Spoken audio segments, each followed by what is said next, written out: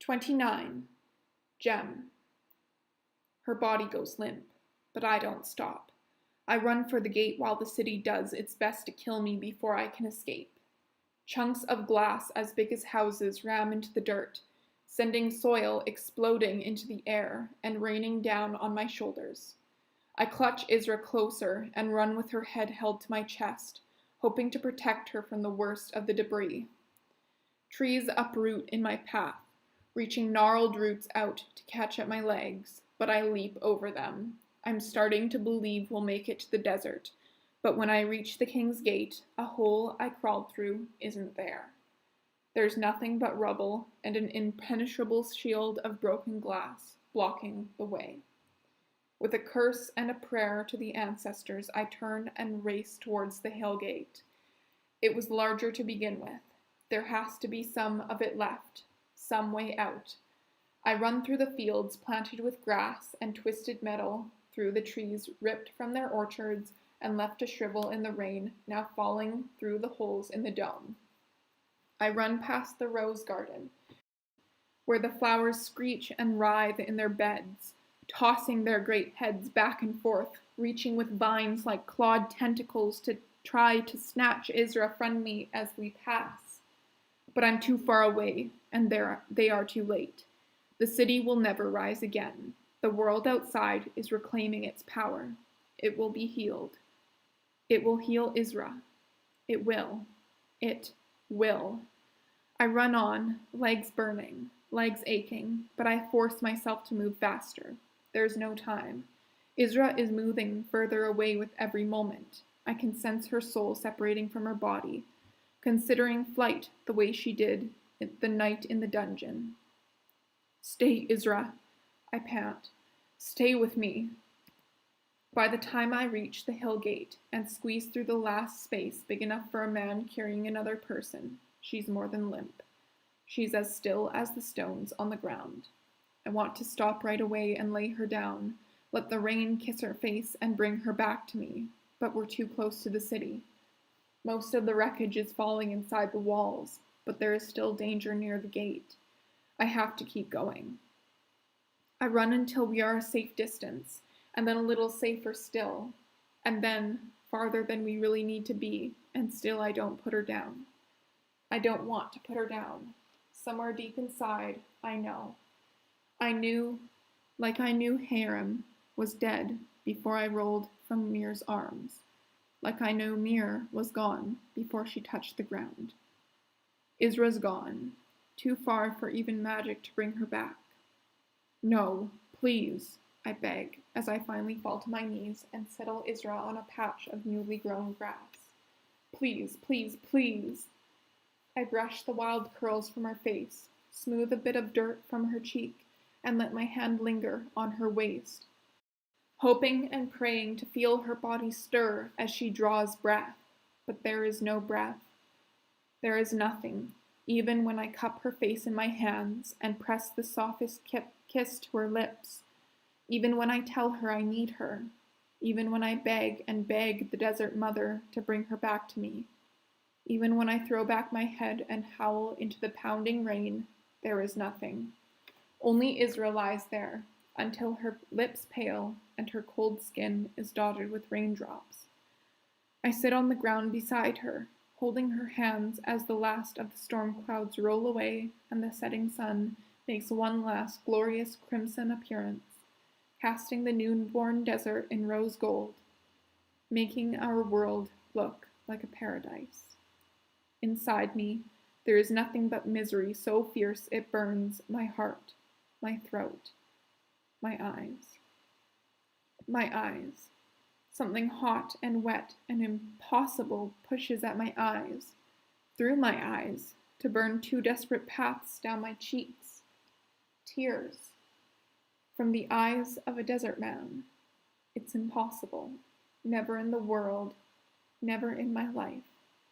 But here they are, as wet and salty as smooth-skinned tears, pouring from my eyes as I grieve her. I feel them drip from my chin, watch them laugh on Isra's pale hand, still cradled in my lap, and understand. This is what the desert gave me. It gave Needle a voice. It gave me tears and a place for all the pain to go, a way to leave my body and sweep away. But it will take forever. Years of weeping, rivers of tears. I can't imagine ever standing up again. I can't tolerate the thought of building a pyre and placing Isra on top and setting it aflame. I can't. I won't. I sit there and cry until her body runs dry, and I turn to dust. I will cry, and each tear will be another miracle she didn't live to see. Isra, please, I whisper, don't leave me here alone. I love you. It's only when the words are out that I realize I never told her. I felt the words, but I never said them aloud. There was never the right place or time, and now there never will be. Never. Isra is gone, and she never knew. Not for sure. I cry harder and harder until my vision swims and I can barely see. But I can feel. I can feel the ground shake as the last of Yuan crumbles to the ground behind me. I can feel my soul thrashing inside my body, beating at the walls of my flesh with tight fists, determined to escape the torture of living through losing her. I can feel my teeth grind together as my jaw clenches, trying and failing to hold back the moaning, keening, growling suffering, sounds vibrating from my throat. I feel it more when tears fall onto my hands, sliding onto her hand, sealing us together. I feel it when her skin warms and her fingers brush, ever so slightly, against mine.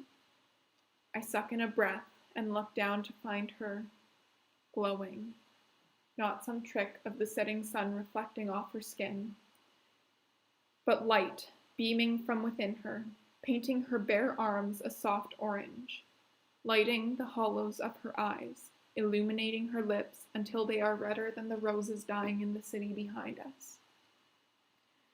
Isra, I whisper, equal parts fear and hope. Isra. With a soft moan, her chest lifts, her throat lengthens, and the fingers still twined through mine squeeze tightly.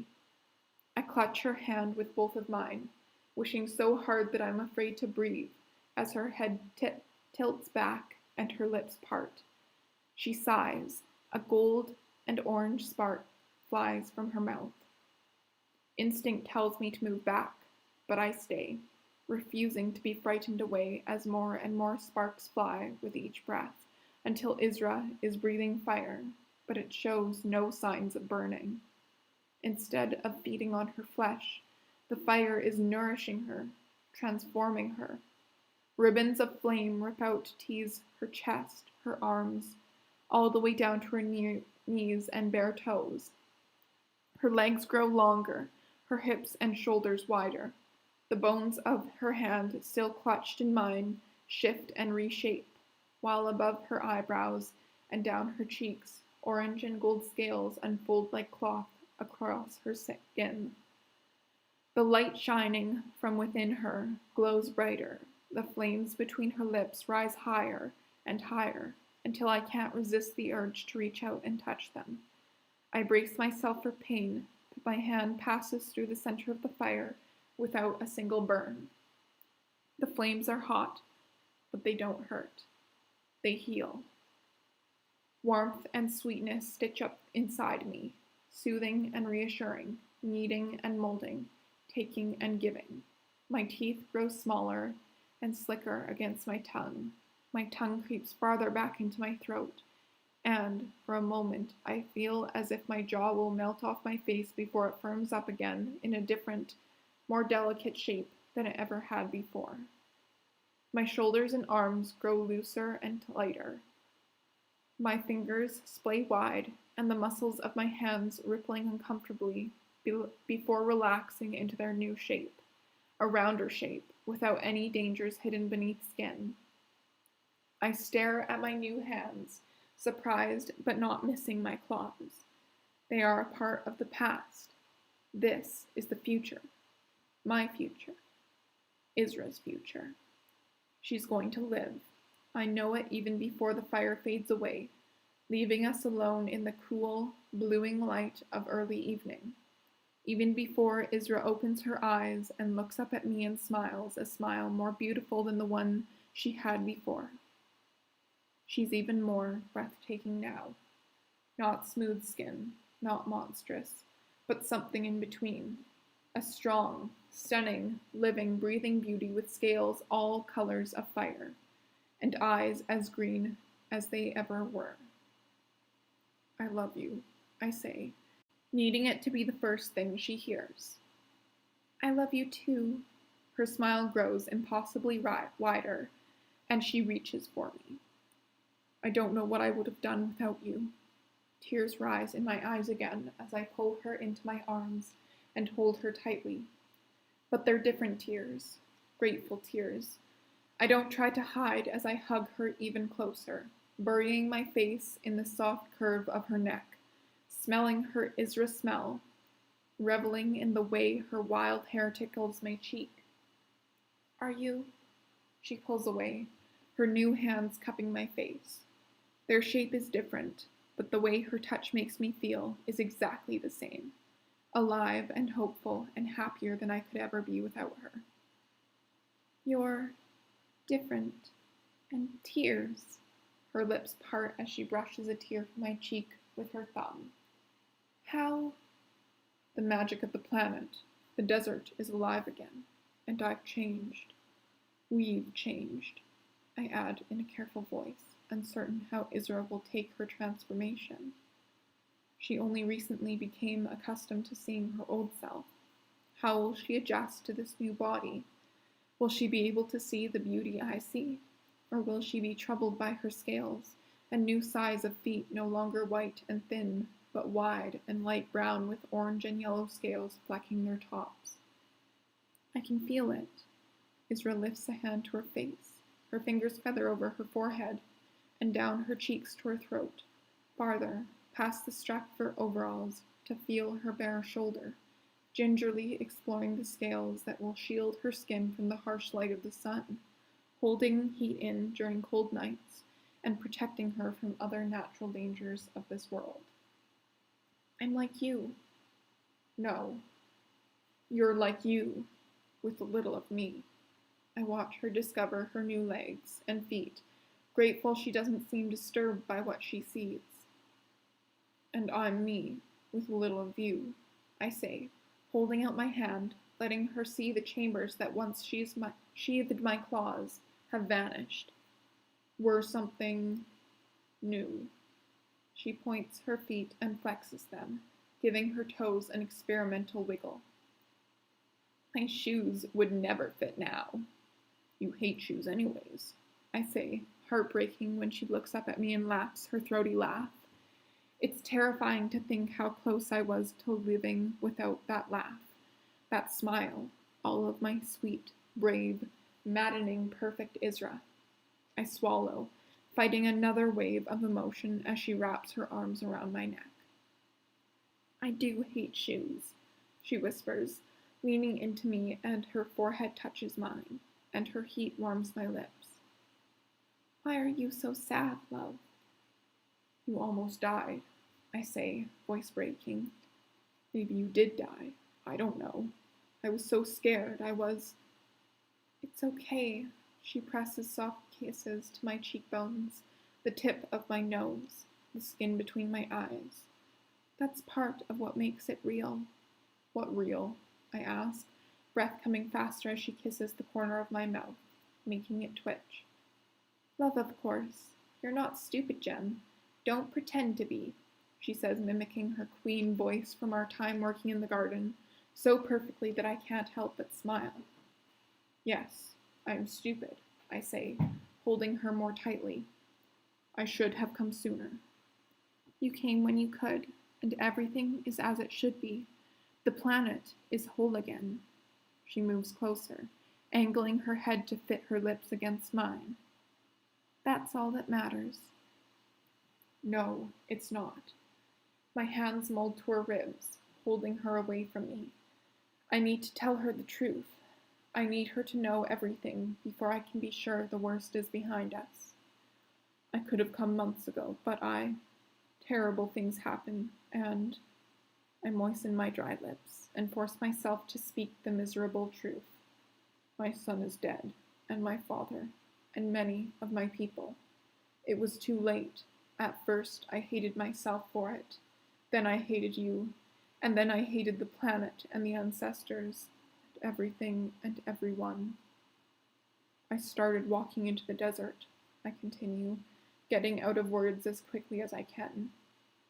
I walked until I stopped feeling anything, and then finally, something. I still loved you. Love was there, hidden beneath the suffering. I started back to Yuan, and finally started to hope again, because I was doing what I should have done before. I was coming back to you. She smiles a smaller, sadder smile that fades quickly. I'm sorry about your family, she says, eyes shining. So sorry. You were right to hate me. No, I wasn't. Yes, you were. Bowing her head. I could have done so many things differently, better. And if I had, maybe, so could I. So could most of the people on this planet, and all of our ancestors. You did the best you could. Isn't that what I just said to you? She lifts her chin, sticking her nose into the air in that way that drives me mad and makes me love her more because it's so her. So Isra. You should listen to yourself if you won't listen to me. I will listen. I will always listen. Me too. Her forehead wrinkles. I have so many things to tell you. Things I should have told you the night you left. And things that have happened since that. Do I need to know those things right now?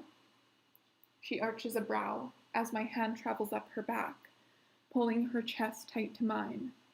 No, they can wait, she says, relaxing into me, fingers teasing at my braid as she looks up. Assuming you're going to kiss me. I'm going to kiss you, I whisper, and then I do. I kiss her and taste a world where miracles can and do happen. I kiss her, and for a moment there is only Isra, my Isra, and she is the loveliest person in the world, no matter what skin she wears. We should find Needle. She pulls away, her breath rushing hot against my lips. She'll be scared to death until she knows that we're all right. That you're all right. We're all right, Isra corrects. She likes you, maybe more than she likes me. She's been frustrated with me lately. You're a very frustrating person. You're one to talk.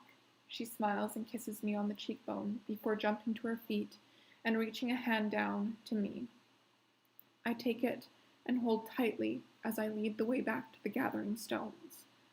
To our right, an imposing mound of rubble and a cloud of lingering dust that is all that remains of the city of Yuan.